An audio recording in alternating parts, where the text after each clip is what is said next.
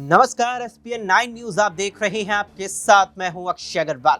स्वागत है तमाम दर्शकों का इस खास पेशकश में 2024 का चौकीदार कौन।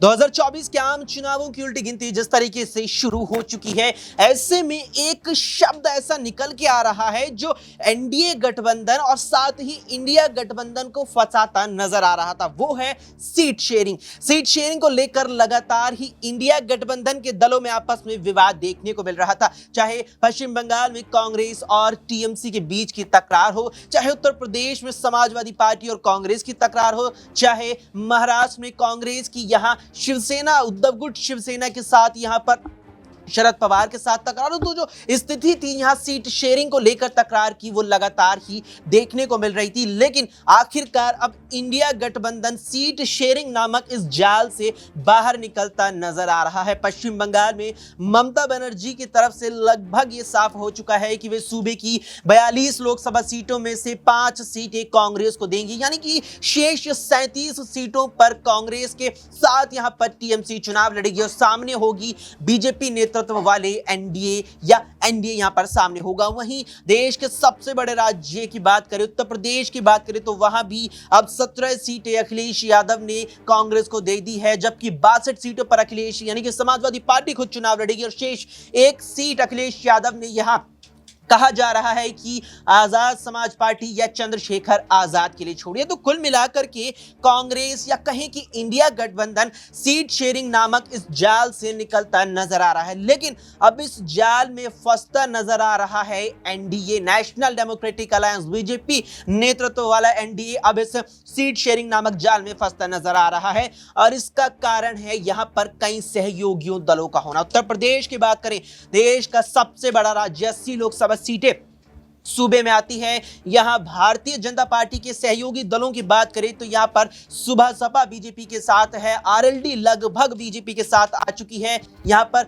जनशक्ति दल, यहां पर राजा भैया की राजनीतिक दल वो भारतीय जनता पार्टी के साथ है। इसके अलावा अनुप्रिया पटेल की यहां अपना दल सोनीलाल वो बीजेपी के साथ है। तो कुल मिलाकर के जितने ज्यादा दल बीजेपी के साथ उत्तर प्रदेश में नजर आ रहे हैं, ऐसे में सीट शेयरिंग को लेकर विवाद बढ़ने की संभावना भी ज्यादा नजर आ रही है। वहीं पड़ोसी राज्य बिहार का रुख करें तो आधी सीटें हो जाती है। जहां यूपी में 80 है तो बिहार में महज 40 लोकसभा सीटें बचती हैं। और बीजेपी के सहयोगी दलों की बात करें तो हिंदुस्तान आवाम मोर्चा हाल में वापसी की नीतीश कुमार की जेडीयू सहयोगी दल के तौर पर साथ है। इसके अलावा यहां पर लोक जनशक्ति पार्टी रामविलास है, इसके अलावा राष्ट्रीय लोक जनशक्ति पार्टी है, साथ ही साथ यहां पर वीआईपी है। तो कुल मिलाकर भारतीय जनता पार्टी के कई सहयोगी दल जो अपने अपने राज्यों में मजबूती से खड़े हैं राजनीतिक पटल पर, वे बीजेपी के साथ जरूर है, लेकिन उनके साथ अब एनडीए के तहत बीजेपी फंस सकती है। सीट शेयरिंग को लेकर के देखने को मिला साफ तौर पर उत्तर प्रदेश में, जहां पश्चिमी यूपी पे जब यहां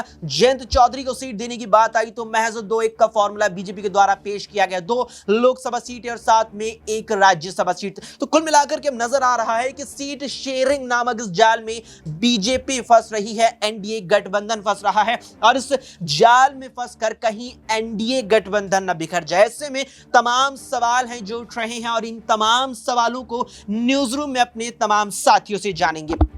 अमन जी यहाँ हमारे सहयोगी सबसे पहले है। अमन जी, यूपी से आगाज करते हैं, यूपी से शुरुआत करते हैं। रास्ता यूपी से गुजरता है, दिल्ली पहुंचना है। 80 सीटें हैं और कई सहयोगी दल बीजेपी के साथ है। जयंत के साथ देखने को मिला, हालांकि औपचारिक ऐलान जयंत चौधरी ने नहीं किया एनडीए में आने का, लेकिन जिस तरीके से बीजेपी ने कई दौर की बातचीत के बाद भी जयंत चौधरी को महज 2 लोकसभा सीटें दी, यह दर्शाता है कि बीजेपी एक सीट पर किस तरीके से वितरण करेगी। क्या बीजेपी इसमें फंस सकती है? क्योंकि उत्तर प्रदेश में आप देखिए 80 लोकसभा सीटें आती है और करीब 6 से 7 सहयोगी दल, अगर 2-2 सीटें भी उन्हें जाती हैं तो भाजपा के खुद के पास 70 से भी कम सीटें बचेंगी लड़ने के लिए, और कुछ पर अगर वो हारती भी है तो यहां स्थिति बीजेपी की कमजोर नजर आ रही है। क्या लगता है बीजेपी फंस रही है?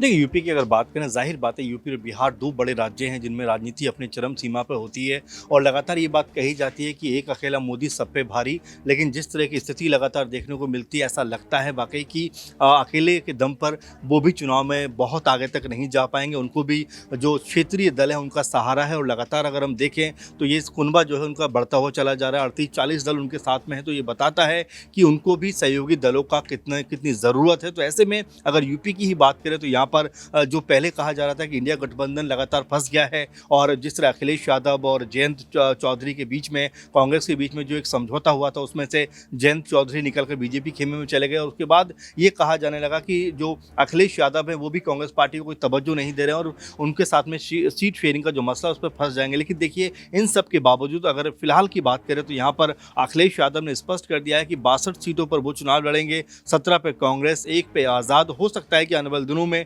कुछ और दल भी जो उनके साथ जुड़ना चाहते हैं उनको भी वो सीट देते हुए यहाँ पर नजर आ जाएं, क्योंकि पल्लवी के लिए भी एक सीट वो देने की बात कर रहे हैं। तो ये बताता है किस तरह से आसानी के साथ में जो इंडी गठबंधन है उसने यूपी का जो पूरा तालमेल है बैठा लिया है। इसके अलावा पंजाब में बात चल रही थी कि वहाँ पर भी जो आम आदमी पार्टी सीट नहीं देगी, लेकिन अब देखिए वहाँ पर भी पूरा तालमेल बन गया, वहाँ पर भी कांग्रेस पार्टी को सीटें मिल रही हैं। दिल्ली की बात करें जहाँ पर पहले ही कहा जा रहा था कि आम आदमी पार्टी अकेले दम पर चुनाव लड़ेगी, अगर देखा जाए तो यहाँ पर भी लगभग समझौता हो गया है, 4 पे आप और 3 पे कांग्रेस लड़ती हुई नजर आ रही है। बंगाल की बात करें तो वहाँ पर भी लगातार ये बात कही जा रही थी कि ममता बनर्जी शायद ही कांग्रेस पार्टी को सीट दें, क्योंकि पहले कहा गया कि भाई हम सब सीटों पर लड़ेंगे, लेकिन अब जो खबरें आ रही है कि वहाँ पर भी 5 सीटें कांग्रेस पार्टी को दी गई हैं और लगभग 37 के आसपास टीएमसी लड़ती हुई चुनाव नजर आएगी। तो यानी कि पूरे का पूरा जो मुद्दा था वो सुलझता हुआ नजर आ रहा था। वहीं बिहार में हमने देखा कि तेजस्वी के साथ में राहुल गांधी गाड़ी की सवारी करते हैं, तो आप ये मानकर चलिए कि वो वहाँ पर भी अपना जो सीट शेयरिंग का मुद्दा सुलझा लेंगे। लेकिन बिहार की अगर बीजेपी के लिए बात करें तो बीजेपी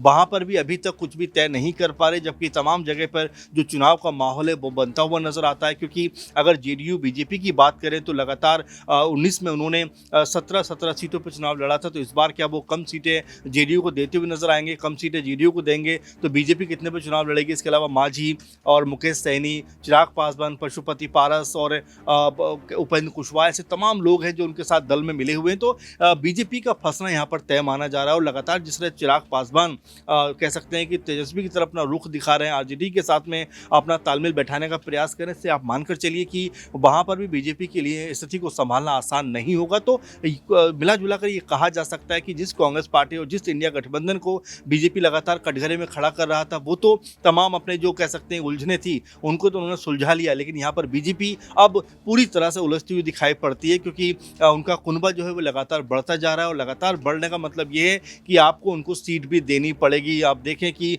राजा भैया के मामले में भी कुछ ऐसे ही लग रहा है कि वहाँ पर वो 2 सीट मांग रहे हैं, कभी 3 सीट मांग रहे हैं, कभी जो है सपा उनके साथ संपर्क में, तो कभी बीजेपी संपर्क में। तो आप ये समझिए कि जो छोटे दल हैं जो क्षेत्रीय लेवल पर 2 या 3 सीटों पर चुनाव लड़ते हैं, उनकी भी मांग लगातार बढ़ती जा रही है, क्योंकि अपना दल ने भी 5-6 सीटों की मांग की। इसके अलावा ओपी राजभर 3 की बात कर रहे हैं, वो भी कह रहे हैं कि लगातार हम जीतते चले जा रहे हैं, 5-6 हमारे विधायक हैं, तो ऐसे में आप हमें भी अधिक से अधिक सीटें दीजिए। संजय निषाद की आप बात कर सकते हैं, वो भी जो है ज़्यादा सीटों की मांग कर रहे हैं। तो बीजेपी के लिए मुश्किल हो जाएगा कह सकते हैं अपने आप को संभालना, क्योंकि 62 सीटें उनके पास अभी जीती हुई हैं, 62-63। तो ऐसे में अगर उनके हिस्से में है जो 60-65 सीटें आती हैं और अगर उसमें से भी 10-15 वो गवा देते हैं तो वो यहाँ पर सिमट कर 50 के आसपास आ जाएंगे और ये स्थिति उनके लिए कोई बेहतर नहीं